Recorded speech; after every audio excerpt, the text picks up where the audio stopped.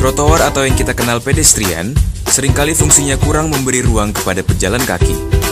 Bahkan, seringkali trotoar berubah fungsi menjadi tempat parkir dan PKL, sehingga mengabaikan hak para pejalan kaki.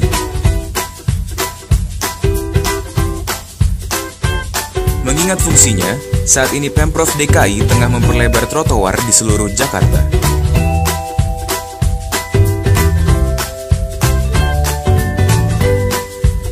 Selain diperuntukkan bagi pejalan kaki, trotoar memiliki nilai estetika bagi sebuah kota. Ditambah, jika trotoar itu lebar dan asri, akan menarik warga untuk berjalan kaki, meninggalkan kendaraannya untuk jarak tempuh yang relatif dekat. Bahkan, warga menjadi sehat karenanya. Mari, kembalikan trotoar pada fungsinya.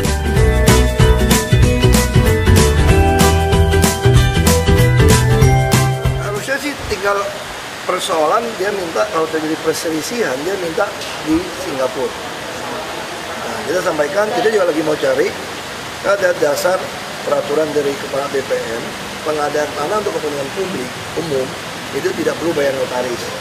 Ini keberatan yang kita bebankan kepada pemerintah Inggris. Dia harus bayar notaris. Kalau udah itu kan berarti dia juga bisa hemat.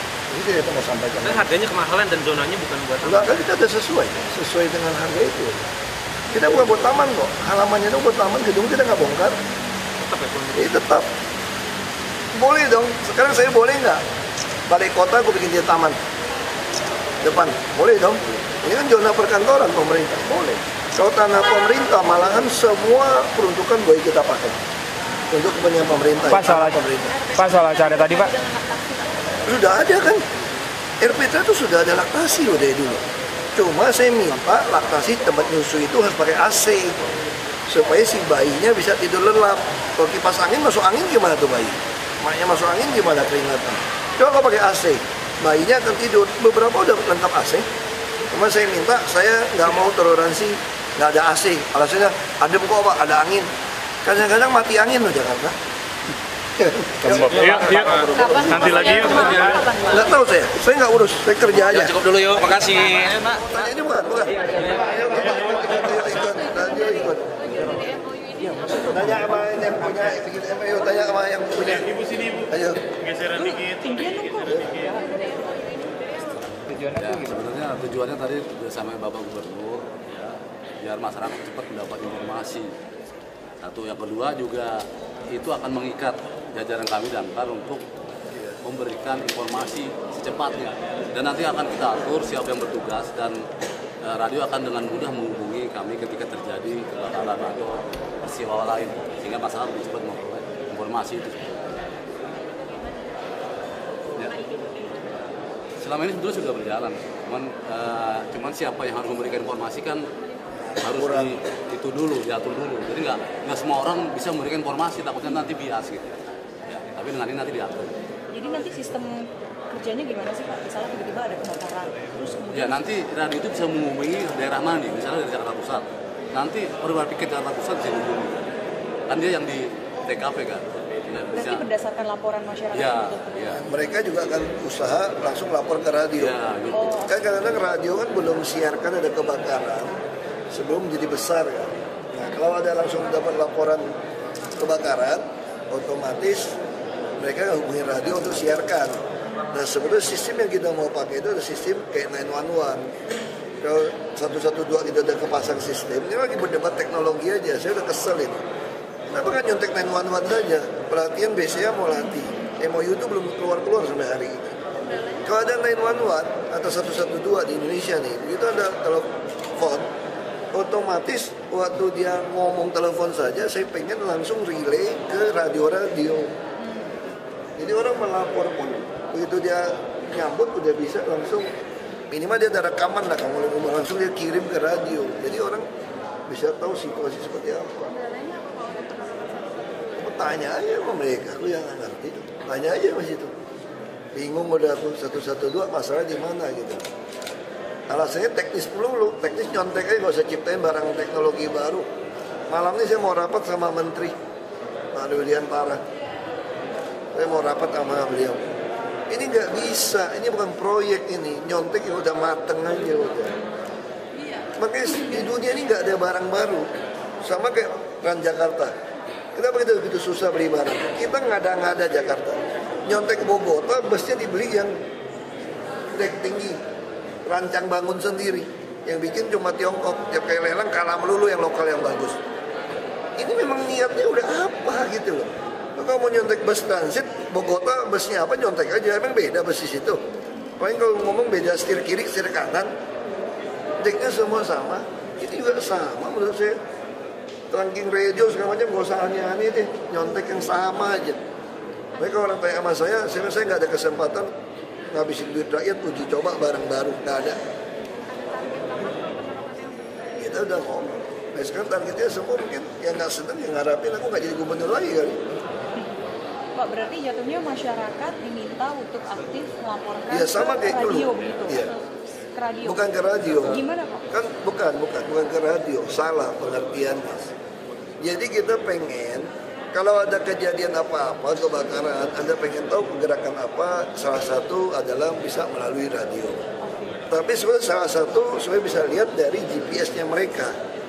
Kita lagi suruh pasang semua GPS, begitu Anda lapor 112, Anda bisa dapat unit, Anda yang kebakar tuh bisa lihat unit itu bergerak sampai di mana di smartphone kamu. Nah, saya udah bilang beli barang baru harus pasang GPS, baru mau anggarkan lagi tahun depan. Kita pakai gunakan tracking, Pak. Sekarang tracking gitu ya, Bisa pakai udah langsung, dia langsung bisa lihat. Nah, sama kayak Android kan petugas. Jadi orang kayak pesen Gojek lah kamu, Gojek gitu loh, pesen taksi. Kamu bisa lihat ambulan juga semua sama. Makanya saya pengen terintegrasi semua. Di 112, sekarang orang lapor clue kan cuma laporan kerjaan apa-apa. Orang bisa lihat. Nah, sekarang orang juga pengen ada yang dengar radio kan.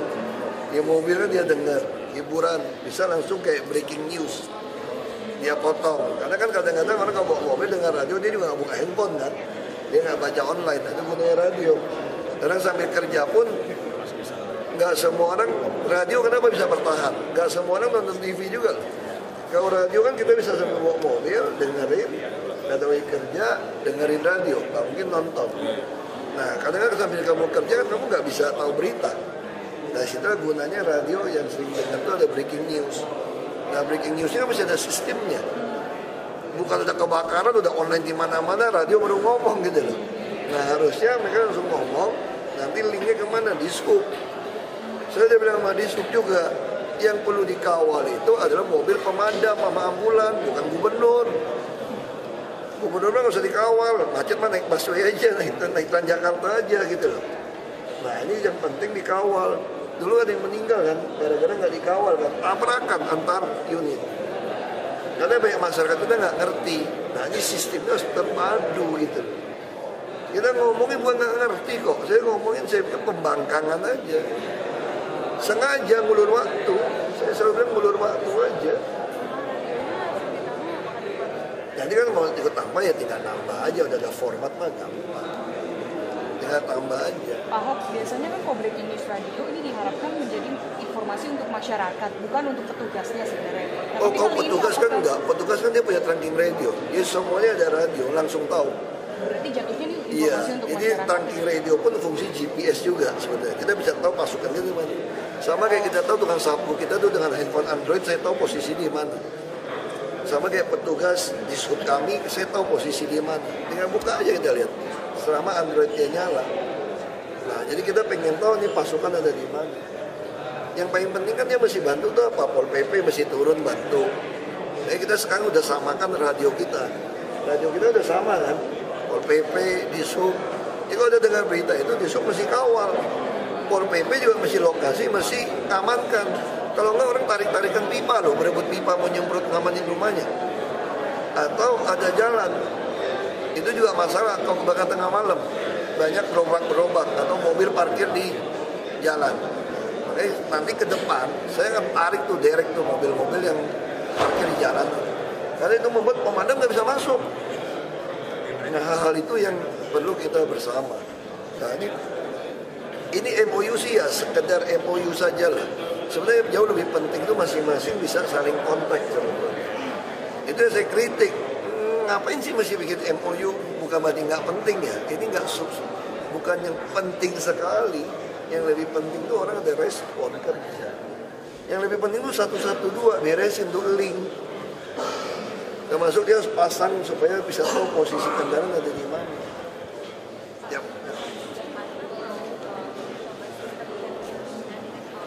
Udah mulai pasang. Saya kan udah mintanya dari tahun lalu kan, ganti direktur kan.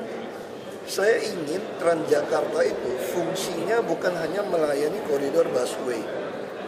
Itu terlalu ngaco kalau cuma itu. Transjakarta itu menguasai seluruh rute bus. Jadi semua bus dipaksa ikut Transjakarta. Kami bayar rupiah per kilometer, ada atau tanpa penumpang.